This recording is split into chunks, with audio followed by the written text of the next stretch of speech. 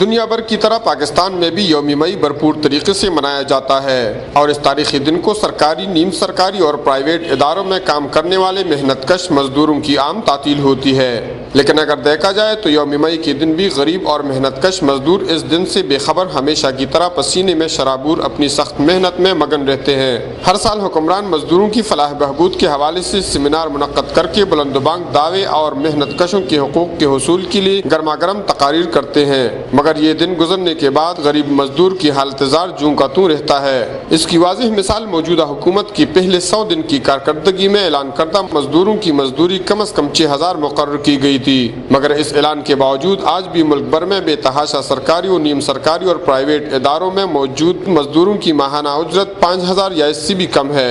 ضرورت اس امر کی ہے کہ مہنگائی کے اس دور میں انتہائی غربت کی زندگی گزارنے والی مزدوروں کی حالت میں تبدیلی لائی جائے۔ حکمران طبقے کی بے حسی کو دیکھ کر ایسا محسوس ہوتا ہے کہ ان غریب مزدوروں کی حالت زندگی میں تاحال کوئی تبدیلی ممکن نہیں۔ کفایت اللہ، اے نیوز 4 سدہ۔